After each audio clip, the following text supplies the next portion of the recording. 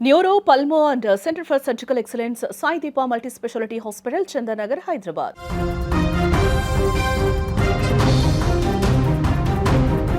రాజమండ్రి కల్తీ పాల ఘటనపైన CM Chandrababu serious అయ్యారు. నిందితులపైన కఠిన చర్యలు తీసుకుంటామని హెచ్చరించారు. కల్తీ పాలు తాగి 4 ప్రాణాలు కోల్పోవడం పైన సీఎం చంద్రబాబు విచారణ వ్యక్తం చేశారు. బాధితులకు మెరుగైనటువంటి వైద్యం అందించాలని, ల్యాబ్ రిపోర్టుల తర్వాత నిందితులపైన కఠిన చర్యలు తీసుకోవాలని కూడా ఆదేశాలు జారీ చేశారు.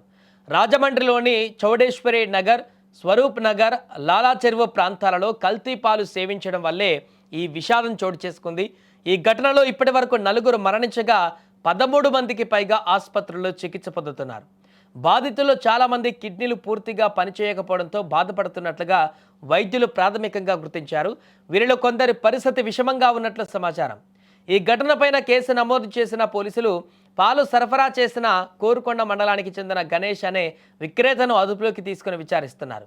అధికారులు ప్రభావిత ప్రాంతాలలోని సుమారు 106 కుటుంబాలపైన సర్వే చేపట్టారు. 75 మంది నుంచి రక్త, మూత్ర నమూనాలతో పాటుగా పాల శాంపిళ్లను కూడా సేకరించి పరీక్షల కోసం విశాఖపట్నం ల్యాబ్కు పంపారు. ఈ ల్యాబ్ నివేదికలు వచ్చిన తర్వాత బాధ్యులపైన కఠిన చర్యలు తీసుకోవాలని అధికారులను ముఖ్యమంత్రి ఆదేశించారు. దీంతో ఇక ఈ ఘటనలో ఎవరు బాధ్యులైనా కూడా వదిలిపెట్టేది లేదనేటువంటి సంకేతాలు అయితే ముఖ్యమంత్రి ఇచ్చినట్టుగా మనకు కనపడుతుంది. పాల కల్తీ విషయానికి సంబంధించినటువంటి ఘటనలు ఇప్పటికే 4 చనిపోయినటువంటి విషాదం నెలకొంది అక్కడ. మిగతా వారి పరిస్థితి కూడా ఆందోళనకరంగా ఉంది. వారికి చికిత్స కొనసాగుతుంది ఆసుపత్రుల్లో. కొంతమంది తీవ్రమైనటువంటి అనారోగ్యంతో బాధపడుతున్నారు. మిగతా వారిపైన అక్కడైతే ఎఫెక్టెడ్ ఏరియా ఉందో అక్కడ ప్రత్యేకమైనటువంటి వైద్య శిబిరాలు కూడా పూర్తిగా వారందరి హెల్త్ రిపోర్ట్స్ను కూడా సేకరిస్తున్నాయి. ఏదేమైనా కూడా రాష్ట్ర వ్యాప్తంగా పెను సంచలనం సృష్టించినటువంటి ఈ యొక్క అంశాన్ని అంత ఈజీగా తీసుకునేటువంటి పరిస్థితి కనిపించట్లేదు.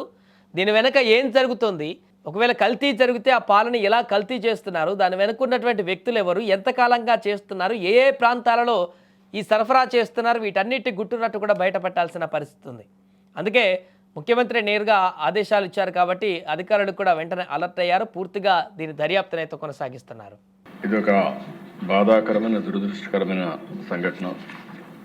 వాంతులు, కడుపు నొప్పి, మూత్రం నిలిచిపోవడం, డయాలసిస్ సమస్యతో పేషెంట్లు వచ్చారు. వీళ్ళందరూ కూడా లాలా చెరువు ప్రాంతంలోని చౌడేశ్వర్ నగర్, స్వరూప్ నగర్కి చెందినవారు. రక్తంలో యూరియా మరియు సీరం, కెరియాటిన్ స్థాయిలు పెరిగినట్లు గమనించారు. ఇమ్మీడియట్గా ఆ నమూనాలని తీసుకుని ఎక్కడి నుంచి వస్తుంది, సోర్స్ ఏంటి, అన్ని విధాలు కూడా ఎంక్వైరీ చేస్తున్నారు. ఇది ఒకసారి చూస్తే దిశ కోరుకొండ మండలం, నర్సాపురం గ్రామం, వరలక్ష్మి మిల్క్ డైరీ. ఒక 106 మందికి మిల్క్ సరఫరా చేయడం, ఆ మిల్క్ని, ఆ డైరీ నుంచి వచ్చే మిల్క్ దీనికి కారణమని ప్రాథమికంగా నిర్ధారించారు. దీనివల్ల ఇప్పటికే 4 చనిపోయారు, 8 మంది హాస్పిటల్లో ఉన్నారు, ఇంకా 2 వెంటిలేటర్ పైన ఉన్నారు.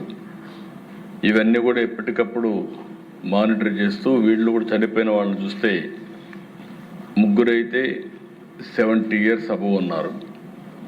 కృష్ణవేణి 74, రాధాకృష్ణమూర్తి 76, శేషగిరిరావు 72, రమణి మాత్రం 58. 2 మహిళలు, 2 పురుషులు ఉన్నారు. ఎవరైతే దీనికి ప్రధాన కారణమైనటువంటి వ్యక్తి పోలీస్ డిపార్ట్మెంట్ కస్టడీలో కూడా తీసుకున్నారు.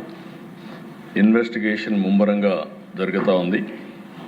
ఏదైనా కక్కుర్తిపడి కలుషితం చేయంటే మాత్రం చాలా సీరియస్గా ఉంటాం.